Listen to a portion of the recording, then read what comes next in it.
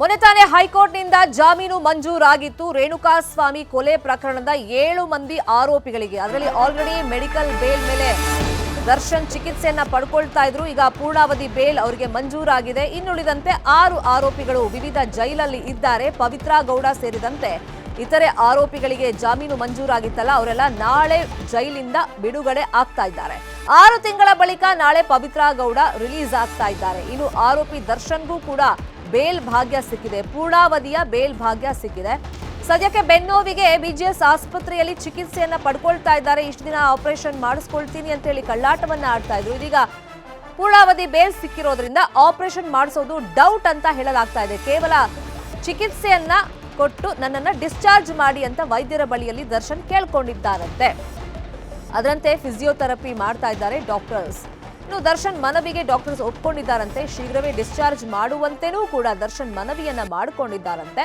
ಹಾಗಾಗಿ ವಾರದ ಒಳಗೆ ಬಿಜಿಎಸ್ ಆಸ್ಪತ್ರೆಯಿಂದ ದರ್ಶನ್ ಡಿಸ್ಚಾರ್ಜ್ ಆಗಿ ಮನೆಯಲ್ಲೇ ರೆಸ್ಟ್ ತಗೊಳ್ಳುವಂತ ಪ್ಲಾನ್ ಅಲ್ಲಿ ಇದ್ದಾರಂತೆ. ಇದಕ್ಕೆ ಡಾಕ್ಟರ್ಸ್ ಕೂಡ ಓಕೆ ಅಂತ ಹೇಳಿದ್ದಾರಂತೆ. ಇನ್ನೊಂದು ಕಡೆ ಬರೋಬ್ಬರಿ 6 ತಿಂಗಳಿಂದ ಪರಪ್ಪನ ಅಗ್ರಹಾರ ಜೈಲಲ್ಲಿ ಪವಿತ್ರಾ ಗೌಡ, ಈ ಪ್ರಕರಣದಲ್ಲಿ A1 ರೇಣುಕಾಸ್ವಾಮಿ ಕೊಲೆ ಪ್ರಕರಣದಲ್ಲಿ ಪವಿತ್ರಾ ಗೌಡ ಜೈಲಲ್ಲೇ ಇದ್ರು. ಮೊನ್ನೆನೇ ಬೇಲ್ ಮಂಜೂರಾಗಿದ್ರು ಕೂಡ ಆದೇಶದ ಪ್ರತಿ ಸೇರಿದಂತೆ ಕೆಲವೊಂದು ಪ್ರಕ್ರಿಯೆಗಳು ಆಗಲಿಲ್ಲ.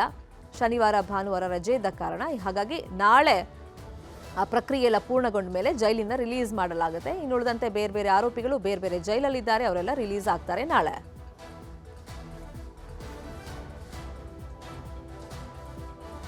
ಇದೇ ವಿಚಾರವಾಗಿ ಇನ್ನಷ್ಟು ಡೀಟೇಲ್ ಆಗಿ ಇನ್ಫಾರ್ಮೇಶನ್ ಕೊಡ್ತಾ ಹೋಗೋದಕ್ಕೆ ನೇರ ಸಂಪರ್ಕದಲ್ಲಿ ಕನೆಕ್ಟ್ ಆಗಿದ್ದಾರೆ ನಮ್ಮ ರಿಪೋರ್ಟರ್ ಮಂಜು ಆರ್ಯ.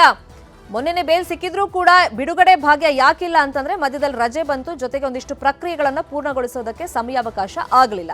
ಸೊ ಈಗ ನಾಳೆ ಎಷ್ಟೊತ್ತಿಗೆ ರಿಲೀಸ್ ಆಗ್ಬೋದು? ಮತ್ತೆ ದರ್ಶನ್ ಕುರಿತಂತೆ ಹೇಳೋದಾದ್ರೆ ಈಗ ಡಿಸ್ಚಾರ್ಜ್ ಯಾವಾಗ ಆಗ್ಬೋದು? ಸರ್ಜರಿ ಮಾಡಿಸ್ಕೊಳ್ಳೋದೇ ಇಲ್ಲ ಅಂತ ಹೇಳಿ ಒಂದು ಡಿಸಿಷನ್ಗೆ ದರ್ಶನ್ ಬಂದಿದ್ದಾರಂತ. ಡಾಕ್ಟರ್ಸ್ ಏನ್ ಅಡ್ವೈಸ್ ಮಾಡಿದಾರಂತ ಅವ್ರಿಗೆ?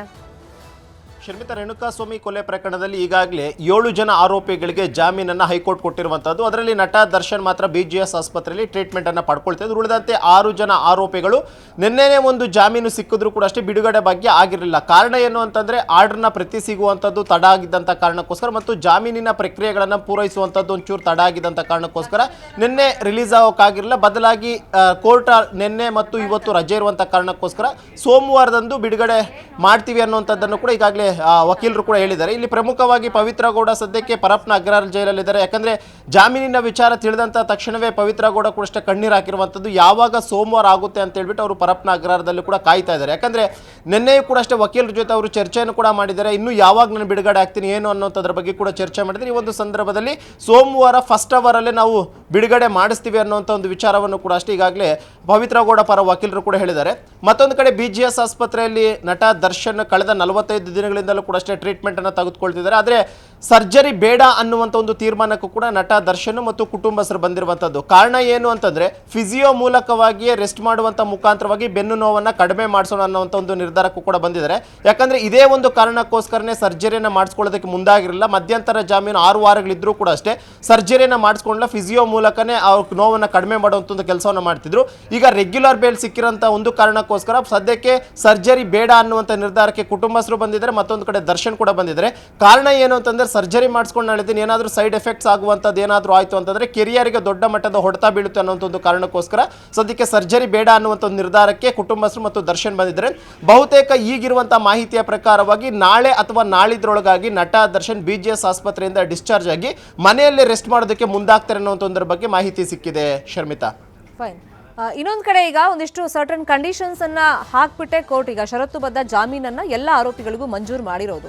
ಈ ಹಿನ್ನೆಲೆಯಲ್ಲಿ ಈಗ ಕೆಲವರು ದರ್ಶನ್ ಅವರನ್ನ ಡಿಸ್ಚಾರ್ಜ್ ಆದ್ಮೇಲೆ ಮೀಟ್ ಮಾಡೋ ಪ್ರಯತ್ನಗಳನ್ನ ಮಾಡಬಹುದು. ಯಾಕಂದ್ರೆ ಎಷ್ಟೋ ಜನ ಪೊಲೀಸ್ ಸ್ಟೇಷನ್ ಅಲ್ಲೇ ದರ್ಶನ್ ಅವರನ್ನ ನೋಡಿದ್ದು ನೇರವಾಗಿ.